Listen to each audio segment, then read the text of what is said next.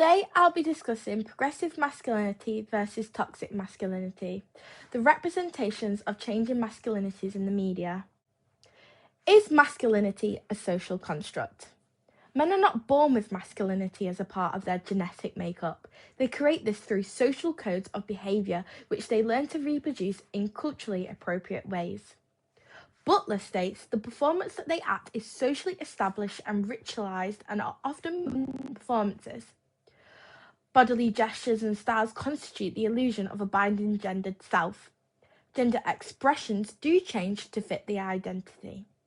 So, for example, hegemonic masculinity was the most prominent type of masculinity in the 60s, 70s, 80s, but now we have new forms of masculinities, which are more idealised version of masculinities, so men try and base themselves off that. Media products shape how audience identify themselves. Gender roles are socially and culturally constructed. Audience shape themselves by the products that they see. This later becomes their identity.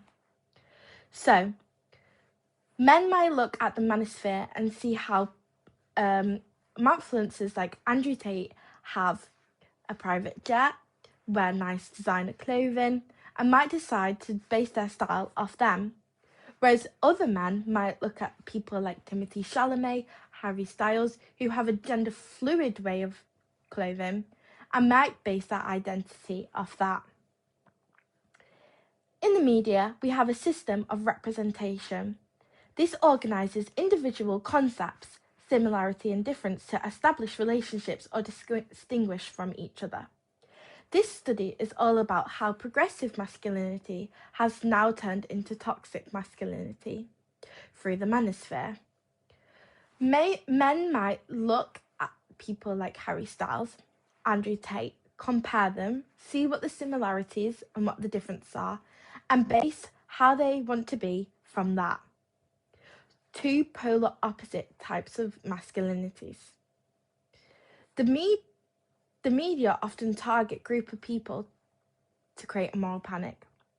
And this is prominent in both progressive and the manosphere.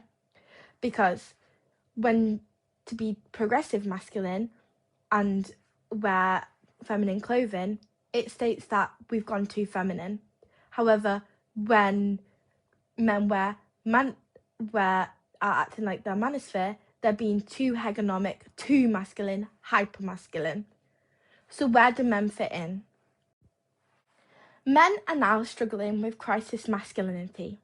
Traditionally, hegemonic masculinity was the idealised type of masculinity. This promoted dominance against women and to suppress emotions. It was the most honoured way to be a man. Men were once hierarchied on being economically successful and visibly heterosexual, which the manosphere promotes. Young boys are most affected by the changing masculinities. They face insecurities because traditional masculine identity is no longer relevant. This can cause psychological harm. This is because of the changes in the labour market and the increase of women in employment and higher paid jobs. Men are feeling like they can't be the breadwinner or dominant in women's life and struggling to place themselves within society, which the media are trying to reflect on and change the way that men think. Men construct their identities from the media they are consuming. This provides them to create a gendered identity and reproduce gendered inequality. And this is shown greatly in the manosphere, with trying to prove that men should be dominant over women and that they should hold all authority in the world. Diane Abbott, a Labour MP, created a speech stating that young boys are especially in masculinity crisis, as they are not knowing what to do with their life. When the media reaches out to these men, they like to take it on board. So when the manosphere are telling them that society is not looking out for them and that they like to hear this ideology and believe it's true and act on it. This is causing men to be in crisis because they don't know where to place themselves within society. Media products used to be based off like newspapers where you just received news. Now the media is dealt with consumption and commodification, which progressive masculinity has a hold of. Consumption and commodification was once a feminine activity. With the increase of metrosexuals, men are in crisis trying to figure out who they are. This is because men are buying into more products, media products, beauty products, like skincare and makeup and nice clothing, which they never really used to do. Gen Z have a new way of expressing their masculine identity through clothing, testing traditional masculinity. The new style of clothing is called gender fluid, where men mix feminine attire. This is to go against toxic masculinity. And this is a new form of masculinity where men are expressing themselves in feminine ways, going against that old hegemonic traditional masculinity. Metrosexuals are heterosexuals who are in touch with their feminine side. Straight men, in some situations, are deemed okay to wear makeup to cover up blemishes or damaged skin. However, with the increase of consumption and commodification, this has led men to have an unattainable way to live. And it's led to men to feel self-conscious, so they may act on alcohol consumption or violence against women because they are not able to attain this fixed standard of masculinity now. So, progressive masculinity is a good thing because men are able to see these role models that are acting in a feminine way and see that it's okay not to act dominant like most men try to act. However, on the other hand, progressive masculinity also has its dark side because the way men are dressing is expensive, the way they're looking is expensive, and with the changes in the labour market where men are not being able to find good paying jobs like they used to, they're not able to attain this image of the progressive masculinity. So, progressive masculinity is good because it's showing different representations of men. However, it's bad because then it's leading men to feel even more violent because they're not being able to attain this way of looking. So progressive masculinity was a changing representation in the media because it allowed for a more expressive way for masculine men to be and not show the hegemonic masculine way that a lot of movies and TVs depict. But in the backdrop of all of this was toxic masculinity, the manosphere. In the 70s, the men's liberation movement was in support for equal right of men and women, showing that both men and women were both being equally not treated fairly in their gender roles. Men's right movement then broke off because they believed they were being exploited by feminists and feminism was an agenda against men. The different types of the manosphere are men's right movement, men going their own way, pickup artists and incels. These communities led to be online. The manosphere are communities that use media products like forums, gaming and chat rooms to spread misogynistic ideology that is often violent. The manosphere often refers to ideology to the film The Matrix. To take the blue pill means switching off and living a life in delusion. The red pill means becoming enlightened to life's ugly truths. This manosphere was then picked up by manfluencers, which led to an increase of media depiction of hypermasculinity and toxic masculinity. Now we have something called manfluencers, which take up the manosphere. These influencers take on a middle position between ordinary users and celebrities and are also called micro-celebrities. Because of this in-between position, influencers have a broad outreach being close to their audience, one of them. And as a political player, they can have powerful influence on the audience. Influencers can have important effects on political attitudes and behaviours. So what this means is that men, these manfluencers, are using political ideology that can influence men into believing what they believe. So for instance, women are frequently depicted as evil creatures that are inherently cruel, even evolutionary, manipulative and toxic to men. They reproduce this ideology and this political ideology to make men believe that this is true, that women are out to get against men. In particular, short video formats, which are heavily driven by recommender algorithms such as TikTok and YouTube Shorts, have received a considerable amount of attention for their ability to put ideologically and increasingly extreme content into the users' feeds. This political economy of media framework focuses on how influential digital content produces constructs and of threat in their audience, while simultaneously positioning themselves as a solution to the same threat. So, what they're saying is, all these problems are happening to society, but them, as the influencer, has all the problems in the world, which Andrew Tate used to do a lot of time. He used to say that women were out to get them, that women should just be wives, that if you follow these steps, you can be rich like him, which is just not attainable and not true. But to create this threat means that men will be buying into this ideology, and it's increasing in the labour market. Hypermasculinity is an extreme form of masculine gender ideology, and it's comprised of a cluster of beliefs that include toughness, violence, dangerousness, and a callous attitude towards women and sex.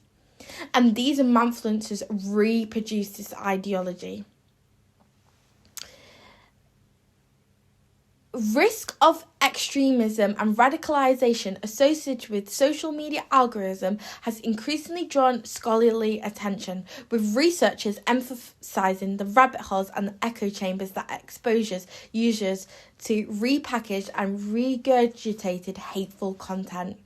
So, men and especially young boys, keep buying into these media products of the influencers, but they're not even buying it, they're just seeing it because it just keeps being put out by TikTok, YouTube. It's not even the mainstream media that are producing these ideologies, but it is prominent in media because it's the new form of media which these young boys are getting a hold of. These influencers are churning out content that influences these young men and not realising the political and the impact this will have on young boys and how they think of women. UN Women put out a statement in 2025 saying, journalists and media outlets have a vital role to play. How this issue is covered and whose voices are elevated shapes public understanding and response. We urge the media professionals to use their platforms to expose the roots of online misogyny, report on its real-world impacts, and centre the voices of those working to end it. Rigorous, responsible reporting is essential to challenge harmful narratives and prevent them from becoming normalised. And this is true.